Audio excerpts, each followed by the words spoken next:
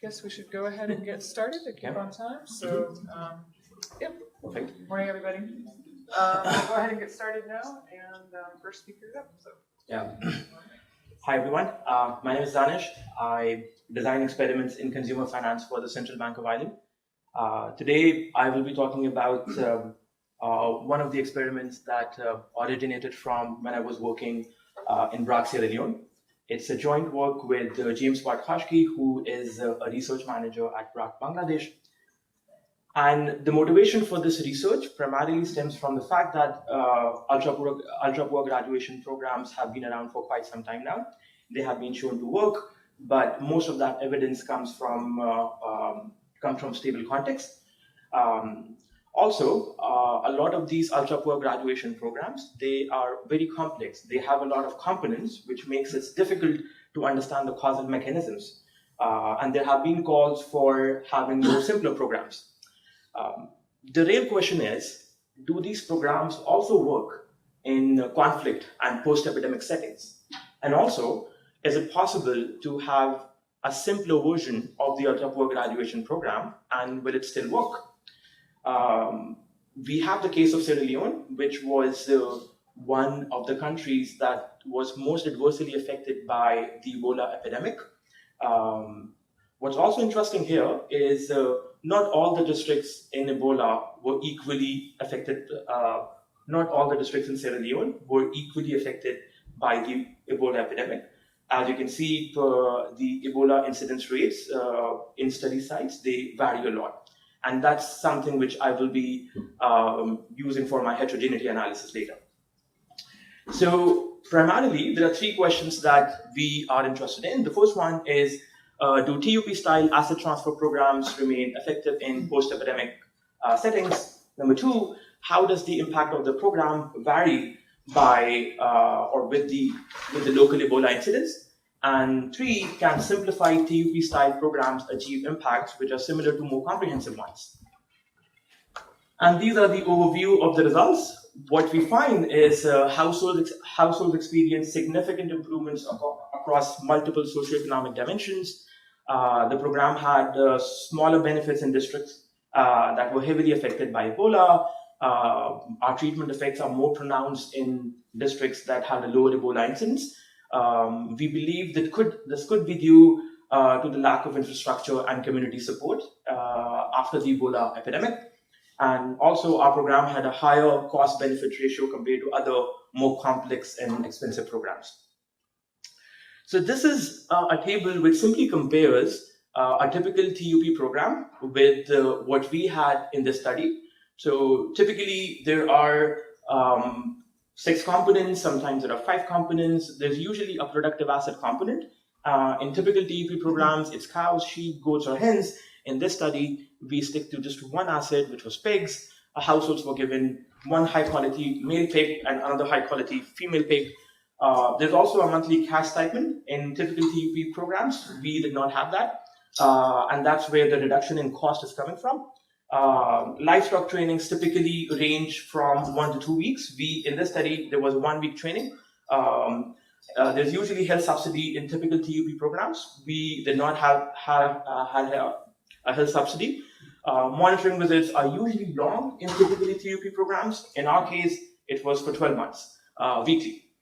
And then there are also optional inputs in some of these other variations of TUP programs where participants are given access to loans, saving groups, or insurance services. We, on the other hand, our optional inputs, we give them food, pig sheds, and other pig grading tools. And the idea was these optional inputs will only be provided if the participants asked for these inputs. How did we select these participants? So in the first step, program staff at Brac, Sierra Leone, they identified the poorest villages in 5 districts, and these districts were chosen subject to proximity to a livestock market, veterinary services, availability of livestock. So once we have those villages and the 5 districts, then a scoping exercise was done, a door-to-door exercise by the staff of Brac, Sierra Leone, and households were identified, eligible households, based on the following criteria.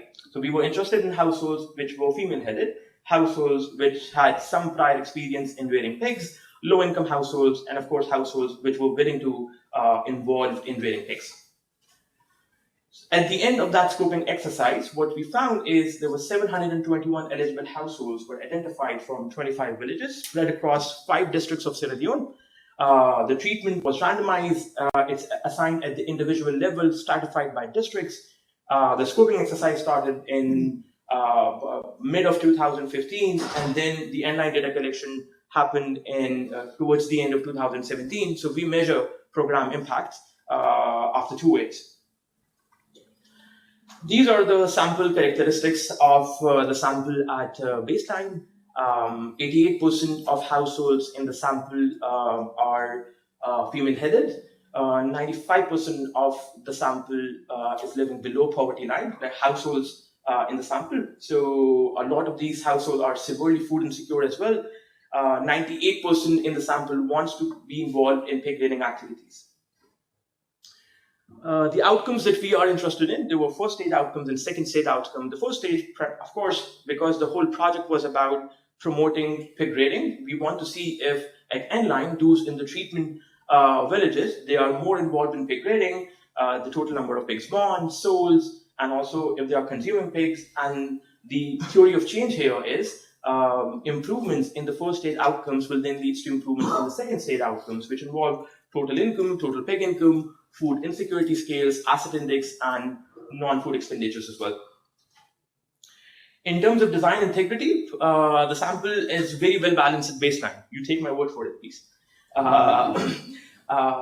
We did have attrition in the sample. Those in the control group are 6 percentage points, 6 percentage points more likely to attrit. And to take care of that, I will be showing rebounds as well. There was a high level of compliance, according to a high level of adherence to program rules. Our ITT estimates are very similar to the late estimates, suggesting that there was high level of compliance. And the results that I will be showing you guys today, they are robust to a wide variety of checks. I won't be talking about these tests today, but they are there in the paper in case anyone wants to have a look.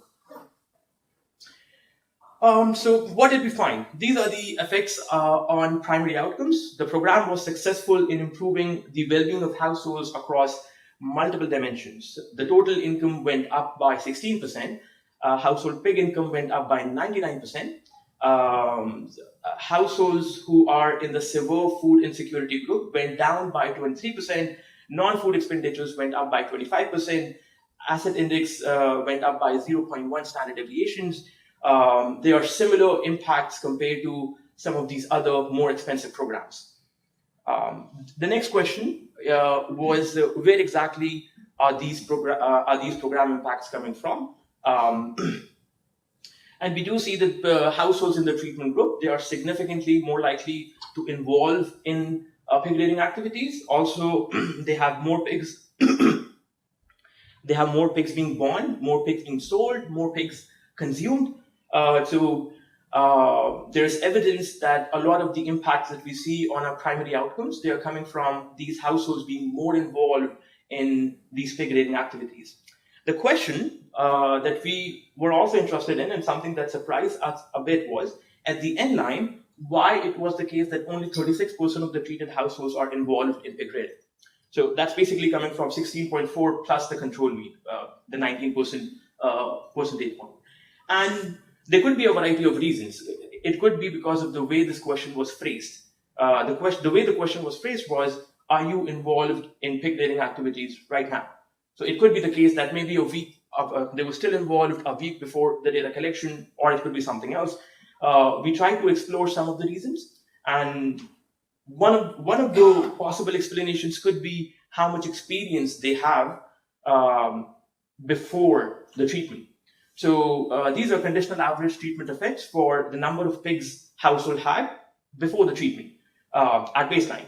What we find is higher experience in rearing pigs is associated with a greater likelihood of being involved in pig rearing at N-line, and also a higher likelihood of earning pig income. So this could be one of the reasons. It could be the case that people who did not have enough pigs at baseline, when we gave them the pig, they enjoyed rearing pigs, but in the long run, they just could not catch up. Or maybe when the pig started growing, they found it difficult to manage the high number of pigs. The next thing that we look at is heterogeneity of program impacts by Ebola incidence rates. These are the study sites, and we came up with a cutoff of 150. So we created a binary variable, takes the value of 1 if the Ebola incidence rate per 100,000 individuals is more than 150, and 0 otherwise. There's nothing special about 150. We have tried with different definitions of this binary variables, and the results remain same. We do acknowledge that the variation that we have in Ebola incidence rate is not exogenous. So the heterogeneity impacts that we pick up, it could be due to some other variables that's also highly correlated with the Ebola incidence rate. So what we find is the treatment effects are higher in areas with lower Ebola incidence rates. So on the top, we have the treatment effect. This is the treatment effect for absolute treatment effect, ITT, for districts which have a which had a lower Ebola incidence. And then this is the treatment effect for districts having a higher Ebola incidence. We find treatment effects are higher across all dimensions of our primary outcomes.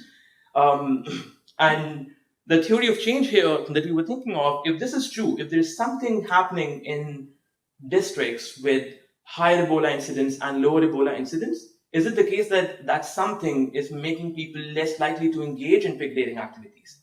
So then we also ran the same regressions on the mechanism outcomes, and we find that households in lower Ebola incidence rates are more likely to be involved. So definitely there's something happening in a high Ebola incidence districts because of which people are just not able to rear pigs and reap the full benefits of the program. The question again is why, and it's not possible to cover all the possible explanations here, but we did try to cover some explanation. So we do see in our sample that the availability of borehole water is significantly higher in low Ebola incidence rate. Districts, we also see that community support is low overall, but it's still 100% higher in low Ebola incidence communities. This could be due to the fact that just after the Ebola, when governments were thinking about the recovery efforts, they started targeting districts that had lower Ebola incidence rates, because it was just a bit more easier. Even when WHO back in 2015, when they declared Sierra Leone Ebola free, there was still a lot of stigma, paranoia. People were still scared. So all of that could explain some of the reasons why the program had a lower impact in high Ebola incident districts. The next step was to, of course, think about the cost-benefit analysis. So we compare our costs and benefits with 6 other randomized controlled trials. Some of them were very expensive, as you guys can see. The one in Jedediah, Afghanistan, the only study, by the way, which is related to our work, because they also study the impact of TUP in conflict settings. Whereas for all the other TUPs, they are, I would say, relatively stable contexts. The cost per beneficiary in our case was approximately 1,811 USD, significantly lower compared to some of these other countries. The benefit cost ratio that we have is approximately 3.52 dollars per dollar spent on the program. Again, significantly higher compared to some of these other programs which were very expensive. So the thing is, we need simple programs. That's for sure. The question is, how simple is too simple? Banerjee evaluated the impact of giving only goats in Ghana, and they did not find any impact. And what we take away from that paper is we definitely need simplification in the ultra-poor graduation programs, but oversimplification may backfire. So it is still difficult to rear livestock. And we believe that when we are thinking about cutting program components, at least the training element is something which should not be cut. In conclusion, what we find is Women-targeted asset transfer programs can be very powerful for improving income, food security, non-food consumption, and asset ownership outcomes among the ultra-poor in post-epidemic settings. We find that the effect of the program is significantly lower in districts with a higher Ebola incidence rate. And we also find that the simpler and cheaper programs have the potential to generate impacts which are similar to some of these other programs which are very expensive. In terms of policy implications, greater attention to contextual factors such as social and cultural norms are needed. These factors can single-handedly affect the implementation and success of development programs.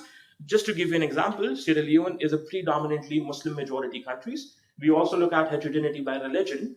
And on paper, someone may be against implementing such a program in Sierra Leone because of the religious reasons. Muslims are not allowed to eat pigs. But what we find, and from my own personal experience in Sierra Leone, is it's one thing to subscribe to a religion and completely another to follow the practices, right? But it's very common in Sierra Leone for Muslims to consume pigs. And this is exactly what we find, that the program, we did not find significant differences in treatment effects between Christians and Muslims after the program. Secondly, in conflict post-epidemic settings, failure to find an impact could be linked with how intensive the conflict or epidemic was, as opposed to the program's potential to generate an impact. So it could be the case that when you are implementing a program in a setting which is a conflict-prone zone, someone may falsely conclude that the program is not working, whereas it must be something else, which is as a result of the conflict in post-epidemic. Maybe the infrastructure has been changed, because of which people were not able to reap the full benefits of the program. And lastly, we feel complementary efforts to rebuild infrastructure. It's something which has the potential to amplify the program impacts. That's all from my side. Thank you so much, everyone.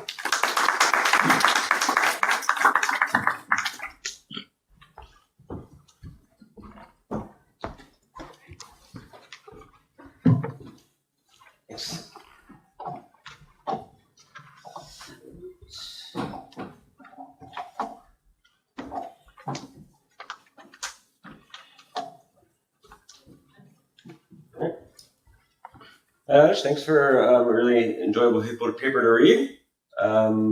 My name is Jed Silver. I'm a lecturer at Hebrew University. And yeah, let me share a few comments. So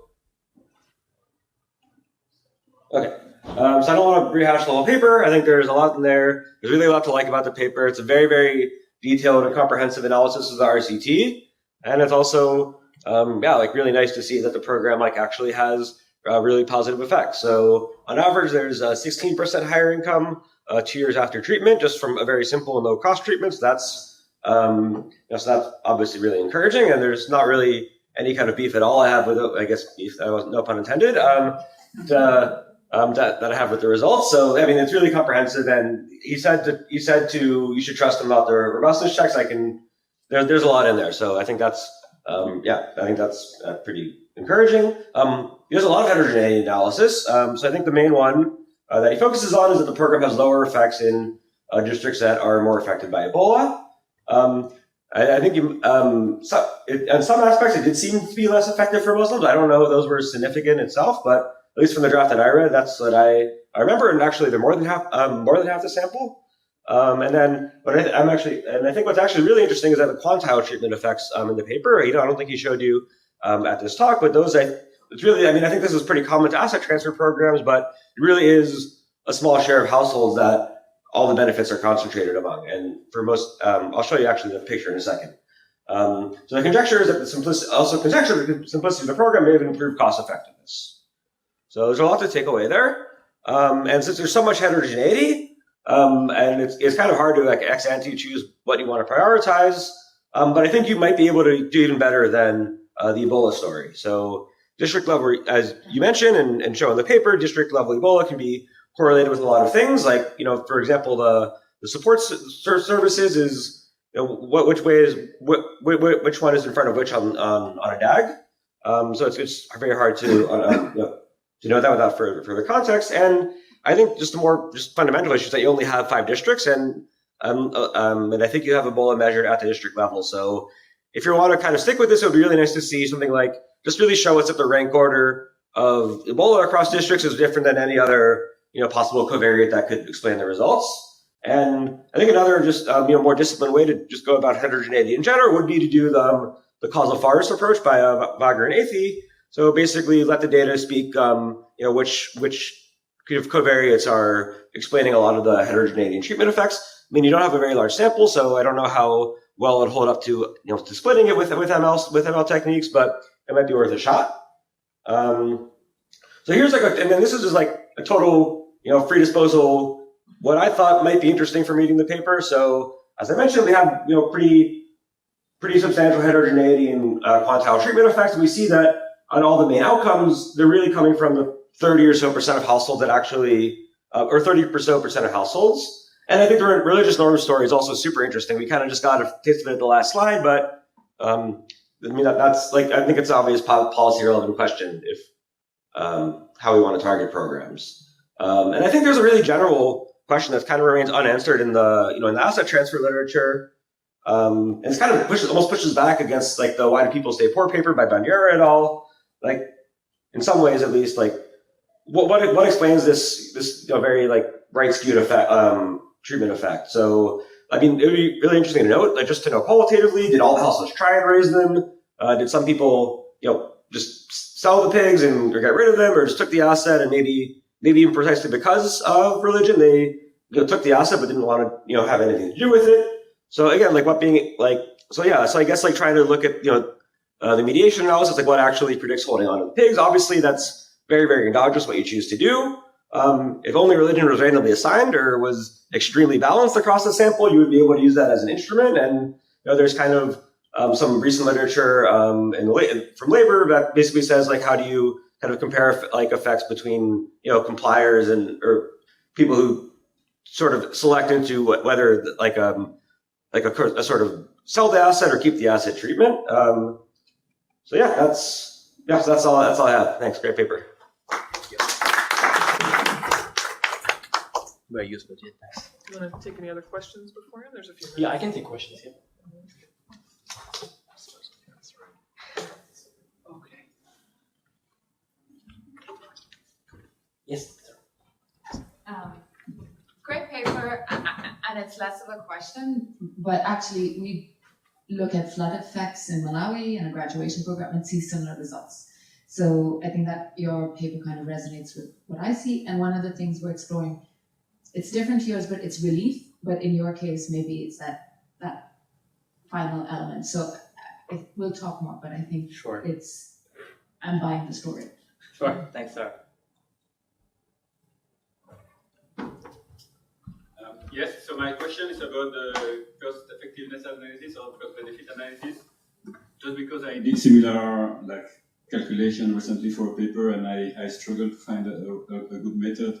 And because basically it all depends on how your assumption about how long the effect lasts, of course. And I just quickly opened your paper and I see that you assume whether the effects last for 3 years, 5 years, 10 years.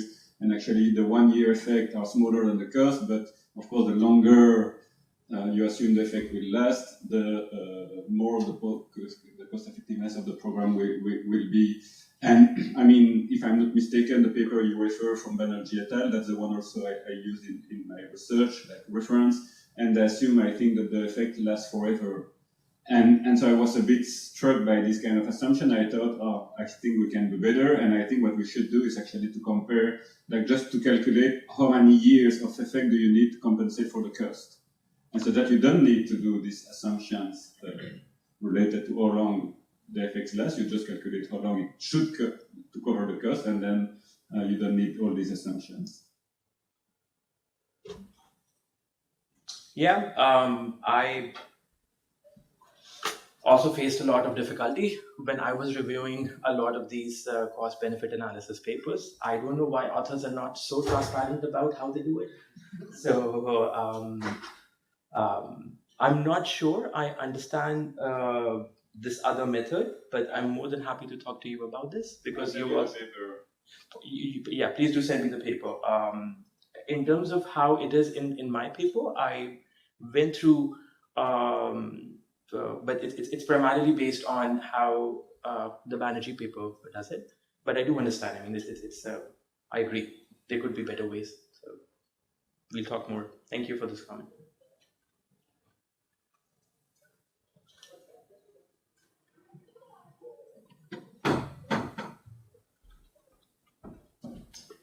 In terms of I have 3 minutes here on comments by Jed, so very useful comments, and you are absolutely right. There could be a lot of interesting stories, and this paper was first written with the religion story in mind, and then through discussions with people, I thought it would be nice to introduce the Ebola angle, but I will most definitely be looking at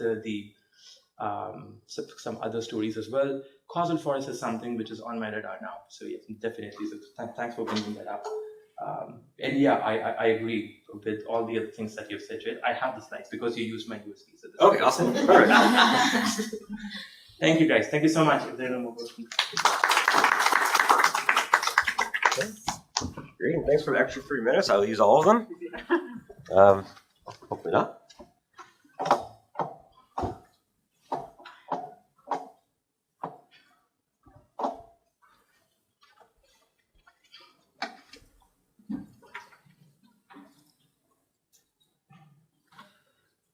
All right. Hi again. I'm still Jed, and this is joint work with Ethan Ligon about credit and welfare across the lean season. All right, so we all probably know that poverty and seasonal and hunger in a lot of developing countries are extremely seasonal, and in rural areas tend to track the agricultural cycle. And we really don't have a very clear picture into kind of what goes on at this really fine temporal scale within seasons. That if you think of area under the utility curve, there's probably like the cost of seasonal hunger that we don't really observe in survey data can be really high. And if we're thinking about policy, it's going to be really important for us to actually know what the underlying market failure is behind seasonal hunger if we're going to design programs to address it. And in an extremely broad sense, you can kind of think of two different types of market failure. So one is the pie is small, and there's aggregate scarcity, and because a lot of poor rural areas are extremely isolated, and if prices are high there, they might be low somewhere else, and vice versa. And they might not be able to. Financial markets might also not be integrated across space. And on the other hand, it could be that there is enough pie, but it's not being allocated efficiently by local financial markets for whatever reason. So post-harvest loans, we're going to focus on this type of intervention. And some of you may be familiar with the paper by Marshall Burke et al., where you give farmers loan after harvest, which sounds really counterintuitive because that's when farmers have money. But Marshall Burke et al. And a paper by Joanna et al. And the Jedediah also show that in at least these two cases, when you give farmers money after harvest, they store their crops for longer, and they go from selling off and depleting their harvest and buying back crops at higher prices to actually being able to sell these at higher prices, and they become basically profitable arbitrageurs. But the problem with this story is that it is true about 70% of the time. Seasonal price increases are highly variable across years, and these loans essentially encourage households to take leverage bets on grain, which might not be the thing that you most want to encourage poor and vulnerable rural households to do. And there's a really nice descriptive paper. I'm using price data from across sub-Saharan Africa by Cardell and Nicholson. So then the expected welfare returns to these programs are unclear. And to kind of think about it, following Rosenzweig and Udry, we have nice RCTs, but we don't really have external validity across states of the world. Because the other two papers that we have on these, we observed them in good years. And we happened, spoiler alert, if you can't tell where this is going, we observed these in a bad year. But I think there's a bigger question beyond the story is whether these are post-harvest loans address the right market failure in the first place, right? Like, is it the size of the pie or the distribution of the pie? And offering credit to rural areas is more about the how we slice up the pie, and that might not be the issue. So like I said, we're going to do an RCT on a post-harvest loan program in Nigeria. So it's very directly inspired by the Burke et al. Paper. two actually Oxford undergrads read the paper, got inspired, and raised money to start an NGO doing this in Gombe, which is in northeastern Nigeria. And we have really high frequency measures of stock consumption and households' intertemporal preferences, so how much money they're willing to trade now for later. So the RCD is going to tell us ex post welfare effects, but again, the ex ante returns depend on this nature of risk. And the way we're going to kind of get at this question is by using just tools from the local asset pricing literature to test the function of local financial markets. And just to preview the results. So, like I said, prices don't actually go up in the year that we run this. So households increase storage, but instead of selling these crops at higher prices, they kind of use them to reschedule their consumption instead. And in terms of overall consumption and welfare, we don't find anything significant. And turning to the test of I guess which mechanism this is, we fail to reject and know that households are holding suboptimal portfolios, which suggests, or at least we find no evidence that local financial markets are functioning poorly. So by residual, the residual explanation is spatial integration. We won't have a lot to say because we work only in one state in Nigeria, but I think that's what we kind of think would be the area for future research. So I'll skip the literature. There's a lot of good papers. All right, so this is just what the graph of price increases in Gombe market for maize look like across the last 10 years. The dashed lines are from FuseNet, which is no longer available, sadly. And the dotted lines are, the red dotted line is from we collected data at more granular markets in our state. So that's the average of those. And then the dashed line is the 15% interest rate or user fee that the NGO charges. And you can see that not in our year, we actually don't cover the interest rate of 15%. And this happens about a third of the time. But we also see that there's a really, in 3 years, there's astronomical returns for holding maize a very long time. These are like, the global food crisis. So these loans, they can really pay off in years that prices go astronomically up. So they're like, but in many years they don't. And then also just to kind of shed some light on spatial correlation, these graphs basically show that when prices go up in one market, it kind of looks like a mishmash because that's exactly what it is.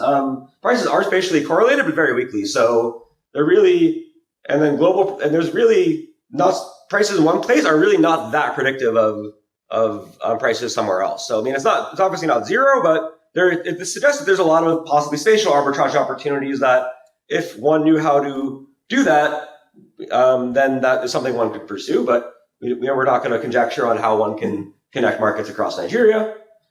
Okay, so let's briefly talk about the post-harvest loan program. So the local NGO asked us to run an RCT. This is every economist's dream. You see an email in your inbox, and it's from a real organization, and they say, "Please, we're randomizing something. Please evaluate it." So that was great. So how does the loan program work? These are joint liability loans of about $100 per person. People apply in groups of 5. So you get 4 of your friends, you come and apply for this loan. And the loans are going to be payable with a 15% user fee because this is a starkly Muslim majority area, and they're going to pay it back after 9 months. So if you analyze it, it comes out to about 20% plus with compounding, and this is well below the market interest rate. So, and even if farmers could get loans from commercial banks, this would be a much lower rate. And the NGO also wanted us to randomly vary whether the loan is made in cash or in kind. So we randomly select, I'll tell you about the randomization, but basically these are equivalent loans that are basically the same value, but it's random whether you get it in cash or you get a physical bag of maize. So the way we did the randomization was we did a very finely stratified sort of tuple-wise randomization. So what we did is the NGO gave us, we had 6 sort of sites or clusters of villages. The NGO gave us a list of groups ranked in order of their preference and how they wanted to lend to them. I don't know how they determine this. But it's a rank. So what we did is we split it up into partitioned into groups of 6, and with each cluster of 6, within each cluster of 6, we randomly chose 2 groups to get the cash loan, 2 groups to get the maize loan, and 2 groups to get no loan offer, I should say. And this is kind of recommended by Susan Athey and Guido Imbens as a way to maximize power in stratified designs. We have about each sort of cluster of 6 is its own randomized experiment, and we have about 30 something of those. So we're just gonna aggregate up to calculate the treatment effects. It's very balanced. It's balanced baseline. Take my word for it. So here's just a timeline showing the program and the season. So green is times when we'd expect households to be relatively flush, and then as we get people are planting in around April and May, and then things get progressively worse after that until the harvest comes in. So I should say, so we have a baseline. We disperse the treatment. There's a little bit of variation in timing and just the logistics of that. We have 8 rounds of data and elicitation of these intertemporal trade-offs that households make. Well, they're supposed to be due around July, but that households don't end up paying on time, or at least there's a lot of default in late payment. And this is an NGO, and they're not particularly they're not specialized in collecting collections. So there's a little bit of leeway granted to farmers there, and then we have the end line coming in around the subsequent harvest. So we're going to be able to see what happens to investment as well. Our nutrition, it's non-trivial. We had some administrative issues with groups who would. So again, our sample was among applicants, and then some of these applicants who got the loan were later vetted and found to have provided false information. So they had some backed out. So we had to drop some of these groups. The nice thing about the stratified design is that if we lose groups in a cluster, the rest of the experiment isn't contaminated. So everything I'm going to show you is going to be robust to dropping these groups. And then once we kind of drop these these groups, everything in the monthly data is going to be balanced across treatment when we do that. So we talk about it more in the paper, but just take my word for it. It's not what's driving things. All right. In terms of measurement, again, we have really high frequency data collection that we put a lot of effort into, but so we have 4 measures of consumption. So the intertemporal marginal rate of substitution. This is so this is basically we went and gave households a multiple price list over bonds. So we said so the way it worked was you said, okay, you can give me X amount next month or the next survey round, and then the round after that, I will give you 1 plus R times X. And people could invest essentially up to about $5 doing this, and then we asked them, which rates they would agree to, and then randomly selected a rate. And if they had agreed to that rate, they were committed to the deal. So a very standard BDM type of mechanism. And then the point at which they're indifferent between taking the bond and not taking the bond is our estimate of their intertemporal marginal rate of substitution. We also have expenditure, both on just total consumption expenditure and on non-staple goods. We realized after we submitted our PAP that it might be very ambiguous what expenditure on maize means if households are also storing maize. Just to flag the non-pre-registration there. We use my co-author Ethan's. He has a very intricate method of estimating demand systems that I could spend the rest of my time here trying to explain to you, but just take it as a welfare measure. It's called the marginal utility expenditure. It's from a very flexible type of demand system. And then there's also a measure that we don't actually end up getting too much useful variation from, but some self-reported measures of seasonal hunger. And then the way we measure grain stocks and flows, this is going to be, these households are not accountants, and we're asking them for a lot of information, and a lot of it does not always add up in an accounting sense. So we asked them basically their, what they store, harvest, purchase, consume for these different commodities. The main ones are maize, millet, and beans. And the treatment, and again, keep in mind the cash treatment gave households maize. So there's going to be a lot of recall measurement error, and some of that recall may be strategic, or so households are going to be we kind of found out in the middle that households are very reluctant to tell us how much grain they had, so we tried to really back it out from flow measures. So most of the outcomes are going to be shown in terms of flow measures, and then I'll flag where we have to kind of do some imputations to make things add up in an accounting sense. All right, so again, the empirical specifications, we're going to follow this finely stratified procedure of Athey and Imbens, basically calculating treatment effects within each sub-experiment and then aggregating them up, weighted by strata. And that's going to give us more precise estimates. But we also pre-specified that we just do the kind of standard approach with fixed effects and clustered standard errors. So that's there as robustness. All right, so let's get to results. Am I on time? You're great. You have 7 minutes left. Perfect. Okay. So first the result, which is kind of counterintuitive, but cash households store more harvested grain. So there's no way that the loan could have affected how much, at least not to this extent, how much they would have harvested, because all planting decisions were made before we even showed up. But the way we ask this question, I think, is what's driving this. So in northern states of Nigeria, crops are commonly left in the field for a while to dry before they're actually brought into the household, into the actual granary by the household to store. And the way we asked our question is how much kind of the grain you harvested did you bring home? So we see that the blue effects are, I should explain the way these pictures look. On the left of the bar is the sort of total effect, summed across the different waves, and then we have the effects in each wave. So we see that the households in the cash loan are bringing back significantly more of the grain that they harvested, and our interpretation of this is that a lot of this grain gets sold or disposed of prior to being actually physically brought back into people's homes. Again, not necessarily the ideal way we would have asked the question in retrospect, but this is what we have.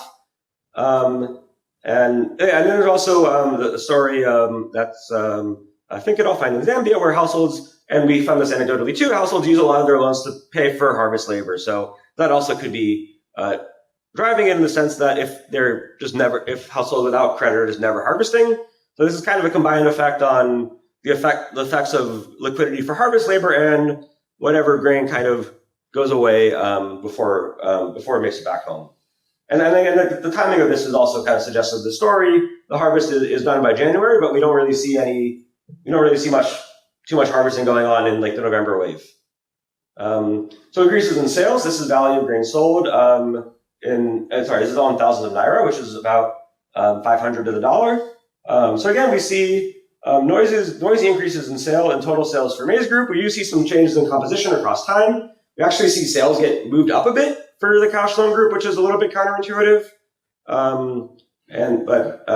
We do see some noisy positive in total for the maize group, with some more precision at different points in the season. So households. So basically, households are storing a lot of grain, but there's not really too much going on in terms of sales. In terms of expenditure, so there's no significant effects on total expenditure. We do see households in the maize group spending more on non-food crops or non-storable crops. So that suggests that there's at least some substitution going on for these households who are getting maize in kind. There's not really too much going on, and the average effects are basically zero for total expenditure. And if we use Ethan's or use the constant friction elasticity welfare measure, a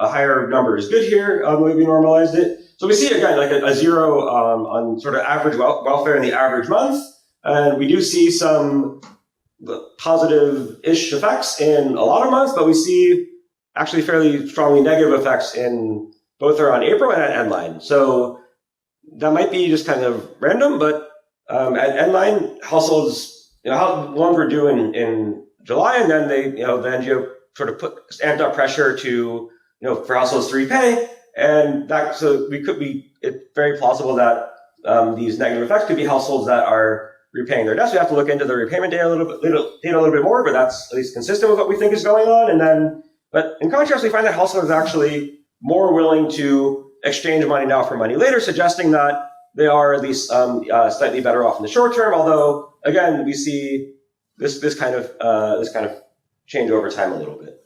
Other investments, we do see households invest more in other stuff, which didn't have this problem of not paying off, at least not necessarily. So we do see significantly higher total business expenditures and business profits. But these are fairly small relative to the amounts of grain that people were storing. All right, so in the last 5 or so minutes, I want to get to the test of, we have the RCT results. So should we think of this as addressing the underlying market failures that are going on? So just to introduce a little notation. So we have M is going to be the household's intertemporal marginal rate of substitution at time t. So this is stochastic as of time t minus 1. We're going to note the return to holding asset J, which can either be a crop or a non-financial asset with R. Delta is going to be a dummy if I'm holding crop J at time t, and then M minus M bar is going to be the deviation from the household's intertemporal marginal rate of substitution from the average of other households that are holding the same crop. So then if local financial markets are complete, we get this nice orthogonality condition where basically my household welfare is going to, whatever the shock and returns to whatever crop I'm holding is, all households that hold this asset, our welfare is going to respond in the exact same way. So we're set up to test this moment restriction. In particular, anything that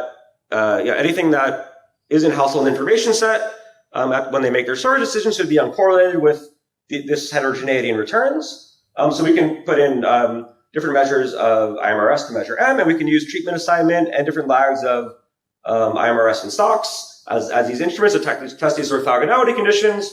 And we estimate this with GMM and we're not able to reject the null that household returns are responding in the same way. So it suggests that even households in the control group are able to make optimal investments as if markets are functioning perfectly. Again, caveat, this is failure to reject the null. It's not evidence of the null. So it's very possible that there are market failures not picking up, but we really don't see any strong evidence in favor of this. Only the lag IMRS comes close to being significant. So this leads us to conclude that we don't really see a strong case for a strong story that local financial markets are not doing a good job of smoothing loss across houses to begin with. And this is consistent with a lot of evidence from Rob Townsend and other co-authors that informal insurance networks do surprisingly well. And that leads us to kind of conclude, but leave open for future research, whether spatial integration could solve this problem of lean seasons. So I'll leave it there. Thank you so much.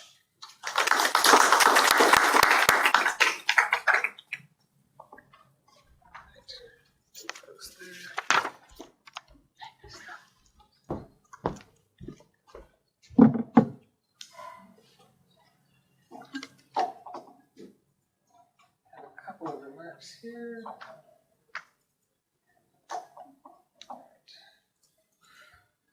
All right, great. Thank you, Jed. This is really interesting work, and it's great to be here with you all and have a chance to look at this paper and read it in more detail. I actually don't have a lot here because there's a lot about this that I really like because this is a topic I've always been keen on, this question of intertemporal returns and the idea of what the solutions are. So yeah, I won't rehash the whole thing. This is very important, extremely well motivated and well described work. And I think, yeah, you covered all of this in the presentation, so I won't go through it in any great detail, but basically the paper does a great job of laying out the theories and the mechanisms behind this. They then, in the paper, kind of construct this model first and show about this optimal investment and market clearing kind of model. And then very neat work in conjunction with this RCT, with farmers clustered into borrowing groups, have 930 participating households, and then they integrate price data, detailed price data, as you saw, and estimate these treatment responses. So one of the things I loved about this was the introduction does an excellent job describing this phenomena, also referred to in the Stevens and Barrett papers, displaced distortions, this idea of whether this kind of seemingly irrational behavior makes sense or not. And they go through kind of the nature and focus of it throughout the economic literature. I really liked the fact that you guys make this point, that it's kind of all too easy to assume in some ways that this counterintuitive credit access during the post-harvest period, which really is a little bit strange if you think about farming and credit being more useful to improve your farming outcomes rather than to sort of deal with some market failures after the harvest, is the critical issue here. So I love that you raised that question. One of the things that I noticed is that there's just that you highlight how there's so many other things going on here, right? That there's been a focus on, we noticed this interesting phenomena, we think it's counterintuitive, and maybe just giving people loans in this time is going to be the solution. And you do a great job highlighting how many other things are going on. There's just this whole morass of potential market failures. And then also the question that, what about credit being useful? And that's kind of a piece that, what are they going to do with this, and how does the actual credit return on your, the interest you have to pay on your loan, how does that compare to both what you can do with that credit in that time period, right, as well as what the actual price change is. So one kind of comment that I have, or a reaction to it, that's more pertinent to the paper than to the presentation, because I think the presentation, you pared this down really nicely already. In the paper, the introduction kind of tries to do, if anything, a bit too much, where there's a whole description of all of this background, and then laying out the mechanisms. And the risk of this is that it reads a little bit like, shoot, we got some results that are a little counterintuitive here, and I'm going to kind of start out by saying how these results might make sense despite that they weren't what we initially expected. But something that I think is partly, it's all just about framing effectively. And one thing that I found missing from this very detailed and thorough kind of framing of the paper, also a bit from the presentation, is a bit more about the context of the study. So I'm kind of ending up landing on a comment that I got on a paper with John Hodernot way back, where we had a counterintuitive finding, and the reviewer came back and said, you have a kind of counterintuitive finding, you're coming away with a really cool and nuanced story, formalize that a little bit, like let us like lay out the story for us. So what I would really love to see is like where you kind of let us know what this context is a bit more in detail. In the presentation, you went through the seasonal calendar, which is great. That was, I think, could have been clear in the paper. And then kind of lay out, you know, in this setting, but also kind of in a more conceptual rather than quantitative model, what are the different things that would have to hold for this post-harvest loan to work, right? And then kind of lay out, if, you know, a bit more just narrative, right? On the return you would have to have. What are the activities that people are even doing that might end up leading to a return on a loan in that post-harvest period that would be greater than the interest rate, right? So I would love to see, and I'm a big context person, so that's kind of something that I would like to see. And so you could kind of tighten the introduction and then have a little background and context section. And then another thing that I found kind of neat is that this whole story really unfolds in the paper about what's actually going on, but some of it was kind of almost as asides or anecdotes or things that were in the footnotes. And I would love to see all of those sort of brought into this kind of clearer narrative. These are the different phenomena that might be happening. Some of the things in there were whether or not people defaulted on their loans, that there was like some degree to which people who received maize didn't store it, sold it right away. I'd like to sort of see that laid out kind of more clearly because there were a lot of cool stories there. And so like the economic model that you have captures one piece. I see why you do that. But I would kind of find a conceptual framework that lays out more of these broader concepts, potentially more interesting or just as interesting, right? If in addition to this kind of more narrow quantitative model, you were to lay out the broader setting of the timeline, what you would need to hold true in these different cases for the post-harvest loans to make sense. So to kind of like frame the work a bit more closely in context of the rest of the findings on this. But yeah, I otherwise really love the paper, and I think it's a very interesting work. And you do a lot of work on the literature as well that really makes it kind of fit into this broader picture of this puzzle that's bothered people for a long time. So and I'll pause there, turn it over to your responses or anything else. Yeah, back to you. Thanks. Yeah, super helpful and generous feedback. Yeah, any other questions? I shouldn't have stood up. Okay. Yeah, just a quick one. You said like this was a bad year, and other cases have been good year. Do you mean with good year that it was good in terms of like good harvest, or good in terms of the prices going up over time, or did those two coincide? That in bad years, it's when you don't see that increase in prices? The latter. I guess if anything, if the harvest was good, prices at least would have started lower. But yeah, I don't know what the harvest was like relative to other years. But yeah, I mean, in terms of the graph with prices, and they stayed relatively flat this year. Yeah.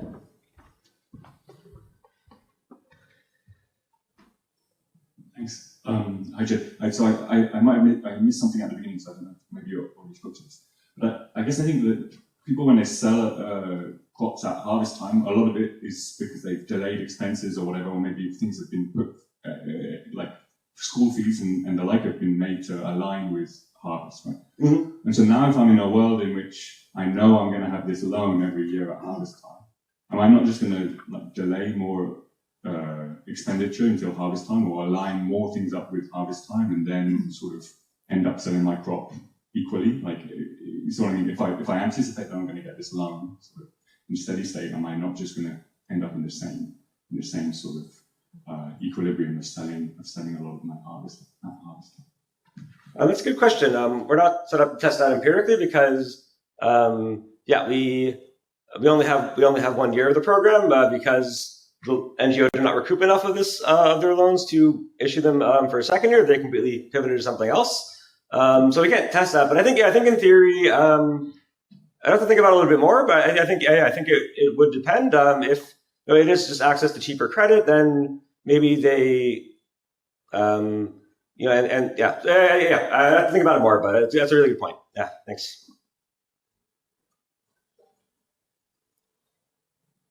Thanks, Jen. One of the things that could be a binding constraint in these households could be access to post-harvest ways of mitigating post-harvest losses. Mm-hmm. Do you find a way of accounting for them? Because farmers struggle with this. It's not necessarily that it could be credit market, it could be access to the technology itself. I see. So I guess something I should have mentioned about the treatment is that it included PICS packs, so these hermetically sealed bags that are made available. So that was kind of the cost of the bags was like deducted, was given in kind and then deducted from the cash amount. So I guess in theory you could even say that the effects were just driven by giving people bags that would be way above the effects that experimental studies of the bags themselves have found. But so I think so, yeah. So I guess so, yeah. We can't unbundle that for the treated households, but I mean, there are other studies that do show the importance of that, and that definitely makes sense as a complement to credit. Up here. Yes, I think you showed that on average, across a bunch of years, there were on average higher prices, so that there would be benefits on average, even if there's a lot of heterogeneity across years. Do you have the ability to test at all, like on average, would the benefits in such years offset the non-benefits in the years such as the one that you study, and like the kind of constraints to household? Because it's like an adoption problem of like, oh, should I get insurance if it doesn't pay off all the time? Is it worth me to pay now if I'm going to not benefit this year, but maybe in the future in the same context here where I might not benefit from these loans now, but in some years I would? That's a good question. And I think you'd kind of need assumptions on, I guess, one, the curvature of utility, which we're implicitly already making with the demand system. And then two, what is default? Like, how costly is it? What does it look like? So I mean, I think just given the skewness of the price distribution, like, it would definitely pay off if it's insuring households against these crazy years when they have to buy maize at 3 times the normal price. But if default is costly, and then that can really drive things the other way.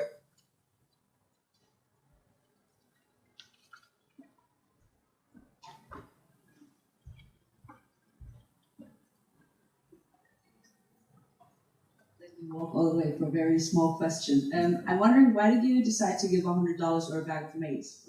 So that was purely the NGOs said they wanted to experiment with giving loans in kind, and I think that was kind of a nudge on their part. Like, they wanted really to kind of encourage households to do this because they thought this was the sort of most profitable investment, and that households would otherwise be reluctant to do that. Maybe not the best idea ex post. And I guess I forgot to respond to Joanna's comments. I mean, they're super generous, super helpful feedback. I have plenty of details if you want to find me in the next hour or so before I have to leave for the airport. Okay, great.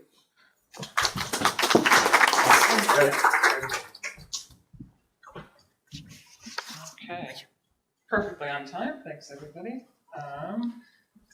I really, really hate having to tell people to stop, so I really appreciate you guys staying on time, because it's one of my least favorite things to have to be like at time, and now I'm probably going to make you have to do that. So, all right.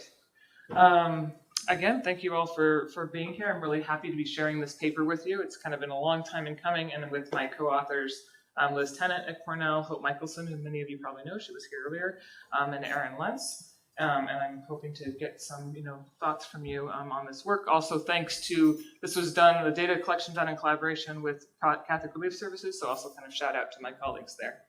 So the motivation here, I think it's become largely concluded and understood that COVID-19 was bad, specifically also for food security around the world. The UN, right at the time in 2020, estimated something like 118 million more people experiencing hunger. And as we all, know, that was an early estimate, and the ramifications of this over time are largely greater than that. But part of our motivation is that some of the empirical evidence so far on how these impacts affected rural households in developing countries has been really mixed. Some of these estimates say, sure, there was a strong negative impact in certain areas. Others are neutral, or there were, especially early on, but even some later findings that put out that, okay, probably urban households were more affected, or it's just hard to pin down these effects. And we're looking at this and we say, well, one of the big reasons for this is actually getting back to one of the main points in Jed's paper. Seasonality is huge. And something like a huge covariate shock like this that hits, it's very hard in these areas because their food security is perpetually challenged and confounded by all of this other variation, both within seasons, right, as well as interannual variation. And it's not like the people writing about COVID didn't know this. They mentioned it. Almost all the studies that I listed there do mention it, but they really couldn't actually properly account for it. So this was the motivation going into this. And also in terms of kind of still talking about this now, we've been working on this paper for a while, submitted it. We've come back to it because we realize that even though we may think of COVID as something of the past, actually the mechanisms of the shock are extremely similar, unfortunately, to many other shocks that people face all the time. Conflict, things that shut down markets, things that affect prices, things that affect economic activities. So we find it still an extremely important question to basically tackle what happened, because as we know, and with the recent aid shutdown, massive global things in politics in other countries affect people in massive ways all the time. So what the main contribution that we have here is really like the question is simple. We're looking at, did the COVID pandemic affect either average or heterogeneous impacts on households in rural areas? The main contribution we have is the data are exceptional, right? So we have data that have three core advantages relative to anyone else who's been taking on this topic. And there are many people out there who've looked at it, but we have data that actually have a consistent methodology over the entire period in question. And so many of the studies that we look at, they had to switch, of course, from in-person to phone surveys, or they were looking at a baseline sometime back, and then they followed up by phone sometime later. We have a consistent methodology, which makes it, we don't have an issue of having to extract the impacts of differences in methodology or sampling bias from the impacts of the pandemic itself. These data were monthly, consistent, and they began 30 months prior to the start of COVID-19, obviously for completely other reasons. This is a project that was looking at resilience and continued straight through the period. So we actually have this ability to control for the seasonality, both inter and intra-annual shocks across the period. And then we combine also quantitative and qualitative methods. We were able to get back to Malawi the following spring and had a series of discussions to try to get into why we were seeing what we were seeing in the data in more detail. The results preview. The executive summary is that it's bad, sad, depressing. But in a little bit more detail, we do see, as people know, that seasonal and weather anomalies are really dominant drivers of food security in these rural settings. And specifically in this case, they honestly make it look like COVID-19 was good. Because the seasonality in the period was fortunate, and thank goodness for that. Like, it wasn't as bad as it could have been in this setting because the harvest was really good. But once you account for that interseasonal variation, you do see that not only did COVID attenuate the kind of benefits of that good harvest for people amongst the already food secure, but the worse off were made more worse off. So we really find a pretty powerful heterogeneous impact for the worse, where the worse off households were most negatively affected. And the dominant mechanism here seems to be effectively that through piecework. And piecework is a strategy, Ganyu, in Malawi for the most food insecure. You see consistently that it's the people whose production is insufficient who resort to piecework much of the time. But the middle class folk effectively ceased to hire people for those jobs, and it was the poorest who lost the jobs. And that's the primary mechanism we see coming out here. So now I'll dive into more detail, just some data and context, then a brief view on methods and the results and discussion. So the data set that we have were collected by CRS starting in 2017 in partnership with Cornell's as a platform that we've been running for a very, very long time, and it's expanded across contexts and countries. Monthly data focus on food security, and I'll talk about which indicators we collect in this version of the data. And then a few other things, not much, but also did talk about piecework participation every single month. Annual data is a little bit more detail, some demographics, assets, and infrastructures. And the enumerators are based right in communities, which is why we could continue the data collection throughout the period, because the movement restrictions only applied to across zones. So we were able to both remotely add a COVID-specific module, provide people with accurate information about COVID-19 and so on, which helped to justify doing this, and of course, practice prevention protocols. So the data continued throughout the period. This is the region, three districts in southern Malawi, where this initiative started, 2,250 households, and I don't have the details on it, I probably should, but remarkably low attrition in these data because of the local community enumerator approach. So really, I think it's under 5% of actual attrition over time. A lot of heterogeneity, of course, from one month to the next, but still highly consistent. This is a very poor region. As you can see, this is the Fuse map, again, RIP, about showing how basically these regions are among the most food insecure perpetually over time, and that's pretty consistent. And in this region, given the reliance on rain-fed agriculture, Ganyu is the primary backup strategy, both agricultural and non-agricultural piecework. The indicators we collect are the HHS and RCSI. These are kind of different in their degree of severity. I'm only going to show results for the HHS, but we also check it for the RCSI and for robustness. And then the qualitative data, we had, for one, repeated engagement with staff remotely and supervisors across the period to understand what was happening in terms of lockdown procedures and to be tracking how this, was potentially affecting people's lives and livelihoods. Not very severe, but still quite disruptive in terms of especially imports and other things. And then we went, I went to the field in June 2021, informant discussions and focus groups with community leaders, talking about, the kind of mechanisms for how different poverty groups were affected by this. The other thing we bring into this, which is critical in this region, is the weather data. So my colleague Liz led on this piece, bringing in chirps, and then we do a couple of calculations here, the anomalies compared to long-term means, as well as then looking at the NDVI, and the NDVI helps us capture those who had, out of the kind of core season production. Methods I'm considered fairly straightforward given the power of the data we have. The fixed effects on households is the most kind of compelling component of it. But the main thing we do is we start with effectively a household fixed effects and a COVID period dummy, just to see naively what do we see here. But then we build this out to include month fixed effects for the months of the year. That's kind of capturing that seasonality component. And then this vector of weather variables, basically the NDVI and the seasonality of rainfall.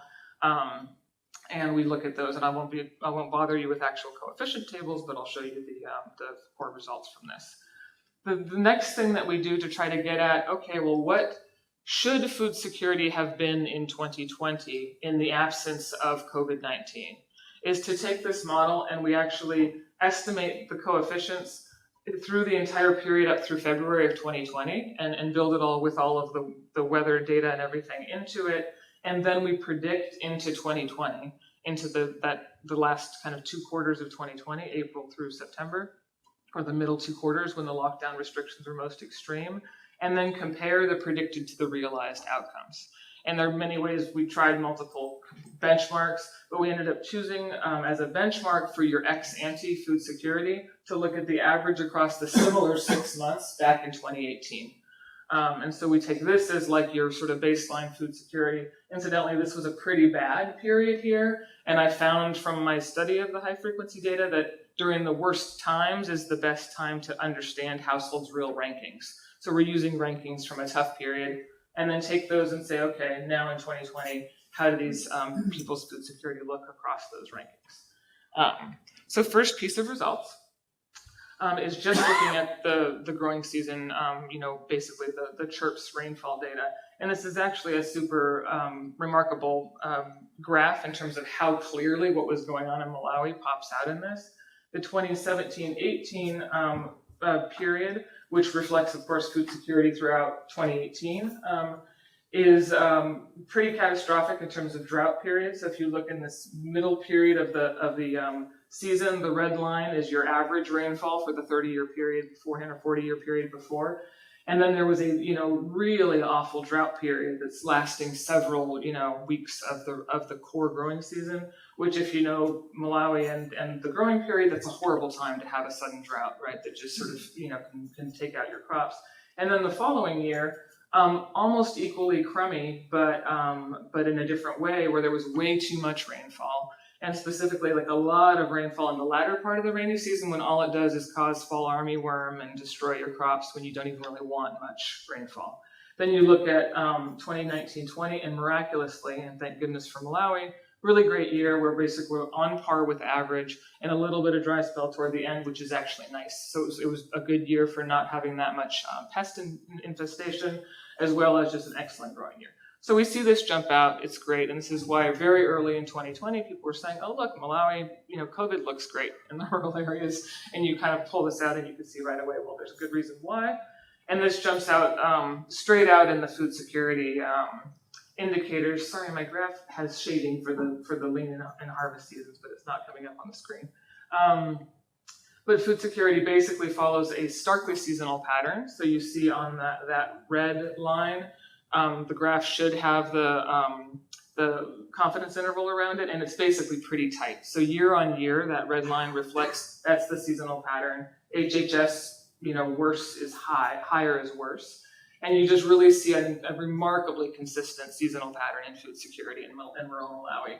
And then in 2020, the blue lines and dots are 2020, just really way better than normal, right? So just kind of a remarkable period in terms of just the raw thing. And this stands out, in a number of different ways, and very much driven by that climate. So you could see that a naive estimate where you just put in household fixed effects and COVID period ends up being like, great, COVID looked really good. So then what we do is run the more robust regressions where we put in this, monthly fixed effects, as well as interacting those with COVID. And one thing that's, you do see this dominant, seasonal trend shows out in the regressions very clearly. But when you don't put the weather indicators in, you basically see those COVID month interactions are generally great. And this has clustered standard errors at the group village head level. So the standard errors are fairly wide. If you don't have the standard errors, it's like, wow, the COVID months are fantastic, and they're really apart. But once we put in our weather indicators, and especially once we kind of got those calibrated to be pretty reflective of the comparative, the seasonal period, right? So we're very careful about putting in the weather indicators. It pretty much washes out that appearance that the COVID period was good. So you kind of neutralize the illusion, effectively, that COVID was good by controlling for the seasonal fixed effect. So accounting for seasonality, food security was relatively normal. And so it weakens or kind of eliminates what seems to be a month-by-month positive COVID effect. The most striking thing comes out when we then run this model, predict into the future, and then look at the heterogeneity of the impact across different ex-ante food security groups. So overall, the model does pretty well in terms of prediction. So on average, we end up with the actual HHS 2.56 versus 2.48 predicted and actual on average, and those whose actual outcome is worse than predicted, about half, which is of course what you would expect. More than a standard deviation worse is a good percentage of those. Here across the food insecurity levels, massive heterogeneity, where among the most food secure ex ante, only 22% are worse than worse in actuality than the model predicts. The middle, it's close sort of to the average, but among the least food secure, the basically actual realized HHS, 82% of households are worse than that in realization than the predicted number. 79% of those are more than a standard deviation worse. And if you look at the actual numbers, the predicted HHS for those households is 2.58, and the actual is the actual is 3.47. So that group, the previously worst off, are far, far worse than you would think that they would be. So even just that actual HHS average, obviously quite powerful among these groups, but that average has spread widely based on what it was in 2018 and in 2019. So we truly see this powerful heterogeneous effect. Another way of looking at this, looking at the distribution of actual minus predicted, so the difference between your realized HHS and what the model would predict, accounting for seasonality and so on, and strong rightward shift basically toward worse, right, for the previously least food secure. And actually for the most food secure, you do see that yes, they are better than usual, slightly better than usual, which is unsurprising. So getting a little bit into the mechanism with the couple minutes I have, effectively we did have this module where we ask, how did the pandemic affect you, right? So we had some direct questioning about that was in the quantitative module as well as in the field. And basically loads of people, almost everybody said, oh yes, this affected my income. Well, in kind of what manner? A number of them were business closures. A number of them saying they didn't have buyers for their products, and then inability to travel to sales locations. A large part of what we see going on here is that even though the actual restrictions of movement in rural areas weren't very long lasting or very severe in Malawi, imports were a big problem. And the people most affected by the restriction on imports and prices going up and so on were the people who engage in import, purchases and so on, generally the better off, in society. And so those people who were a bit better off, if they lost their business, they basically stayed home and worked on their own farm and didn't hire piece workers. And if they didn't have their business activities, they were also not hiring piece workers to do things like petty sales for them, sales on consignment and that kind of thing. And for other reasons, like a lot of our piece workers do things like construction. Well, there wasn't much of that happening because people's incomes were constrained, as well as doing washing for other wealthier households. Most of those activities were the ones that cut down. So the wealthier folk were basically fine. They had their farms were doing well, but they weren't hiring the poorest people. And you see even in normal times, the most food insecure, the ones who rely the most on piecework, they're the ones who don't have sufficient farm goods on their own farms. And we see both intensive and extensive margin, losses of those poorest people not having less access to piecework, fewer days of the week, as well as less actual access. So wrapping up, in rural Malawi, basically we see that COVID-19 attenuated the potential benefits of a favorable harvest among the food secure and affected the worst off the most. We, of course, know that this is not a controlled experiment. So we're we're going back and forth on how cautious, despite how cool these data are, should we be about saying that this is causal. But we never have controlled experience when it comes to major covariate shocks like this, and we're never going to, right? So we're kind of doing the best we can with what we have. And we do think it's quite important to still try to understand how these big covariate shocks affect people. The results also just highlight that it's extremely hard in shock-prone contexts to basically see the signal of any large covariate shock that's international against these seasonal and interseasonal trends. An analysis that doesn't take this critically can really overstate or completely misstate what's going on with large covariate shocks. Available data are usually not up to the task, which is all of this literature that kind of tries to look at shock impacts should just be cautious and try to take this into account as much as you can. And we obviously know that this kind of data are not available everywhere. Unfortunately, obviously, global shocks of this nature are not a thing of the past. And there are several cautions that we raise in terms of thinking about how we look at the impacts of these shocks. The world's highly connected.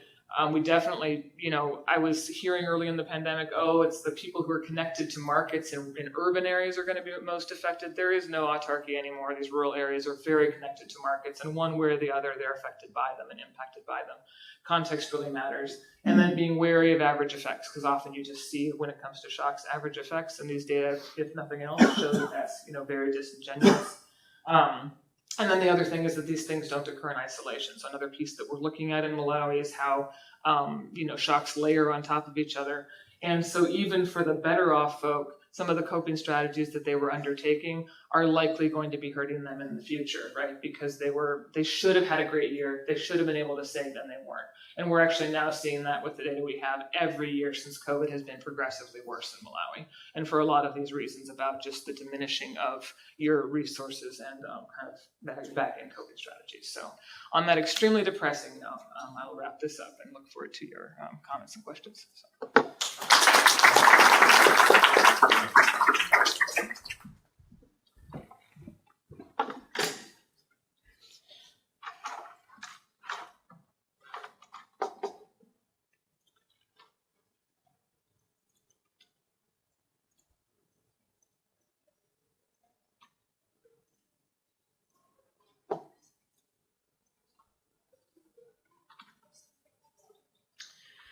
Thanks, Joanna, for this wonderful presentation.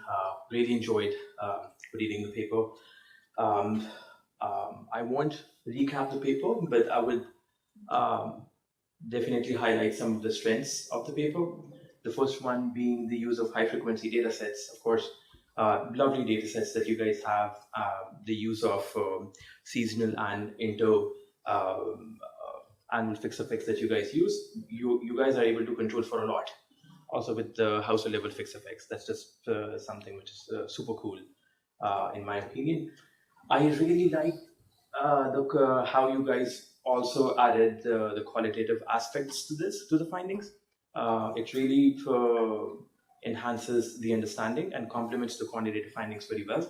That was very good to see in the paper. And lastly, you guys are very open about the limitations. I really like that. Typically with papers of high frequency, it's very common to just assume that because you're controlling for so much, what you have is causal. But I really appreciate the transparency that was mentioned in the paper. In terms of comments, my comments are broadly divided into two categories. The first one being having more details in the paper, the second one being the bigger picture. So on more details, so the first point, this is coming from the introduction. In the introduction, at one point, it's mentioned that the data was collected before, during, and after. And in the same introduction later on, it was mentioned that the data was collected before and after the onset of COVID-19. So wasn't sure whether it was the first one or the second. I believe it's the former.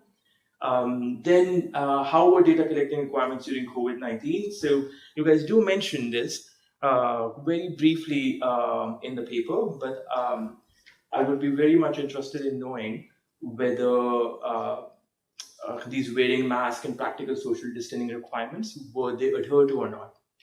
It's one thing to have these restrictions, but we know that a lot of these restrictions were not followed in some of these communities. Also very much interested in knowing who are these enumerators who agreed to do this on a regular basis. Are these the same enumerators in the same communities, or are these different enumerators but also in the same communities? From my own experience in Africa, we have seen different survey responses by gender, by personality of the enumerators. I'm not sure if you guys have access to that kind of data sets. In some papers, they will introduce enumerator level fixed effects to control for that. But yeah, just some more information would be good.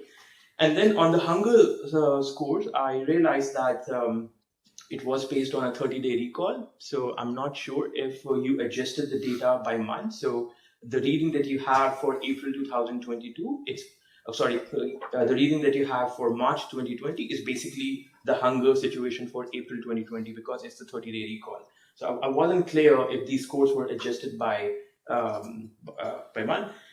And then another, how exactly was the satellite data matched the household GPS coordinates, and how does it control for inter-annual variation?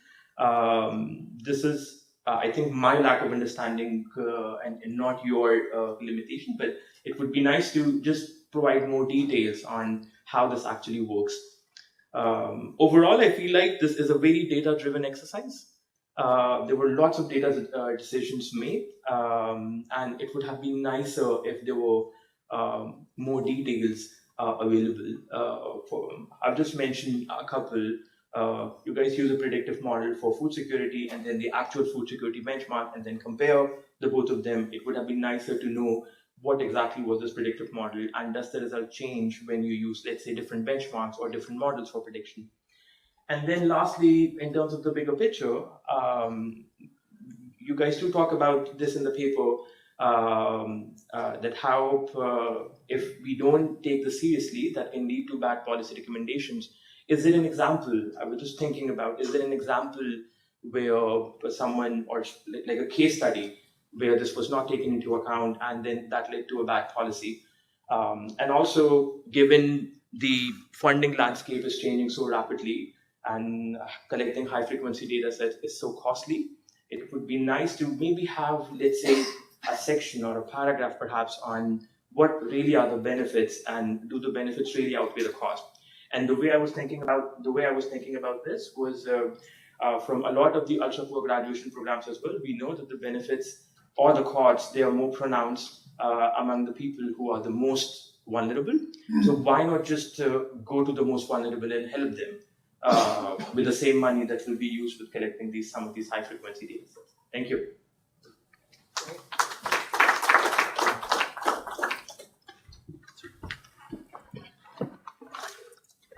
Great. All right, I guess we're getting short on time, so I'll go ahead and respond to those comments, which is great. Yeah, these are all wonderful, and most of it, like you said, is largely a question of clarification in the paper. So it's also, on clarifying all the devil in the details behind what we did with the data. It's one of those things where we actually did do a lot of what you talked about, different benchmarks, tried machine learning model instead of a parametric model. And then we've kind of had a little bit of a back and forth with reviewers on take that out, put that back in. So, but I agree that we should have kind of all of that detail somewhere so that you have access to it. But I really like your big picture questions. So like, I think, I'm trying to explore how important the value of these data is, especially given the scarce funding environment. And one paper we are working on is trying to, that Brian Dillon is actually leading on, has to do with can we identify who would you monitor if you really wanted to get these takeaways, but you could only monitor a small percentage of these households. So that's a really cool point. But yep, thank you for those comments. And actually a lot of that I could definitely bring out more in the paper. So any other quick questions while I still have a minute? Yep.